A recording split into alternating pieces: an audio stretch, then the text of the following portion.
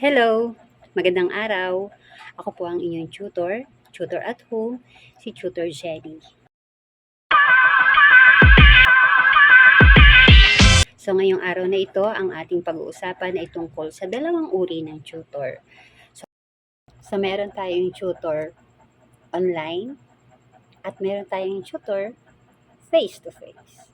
So ano ang pagkakaiba ng dalawa? So pag sinabing tutor online, ito ay makikita natin sa platform. Tsaka, pag sinabi namang tutor, face-to-face, so ito yung mga tutor na pupuntahan ka sa bahay. So, pwedeng si Tuty pupunta dun sa bahay ni tutor, o kaya si Tuty pupunta sa isang tutorial center.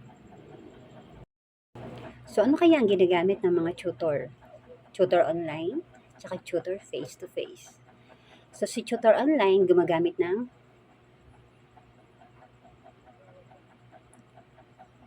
si tutor face-to-face gumagamit ng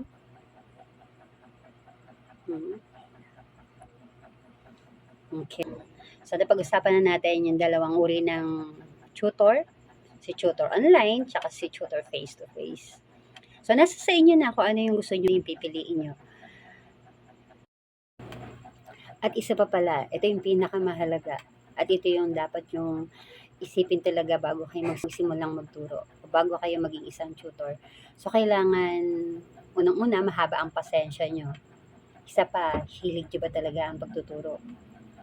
Kasi ang pagtuturo, napakahabang pasensya ang kinakailangan. So, kung hilig niyo yung pagtuturo, mahilig kayo sa bata, so, pwede kayo dito. Pero kung ang ikli lang ng pasensya nyo, ay magbago na lang kayo ng career. So, baka hindi rin kayo magtagal. So, yun. So, yun lang sa araw na ito.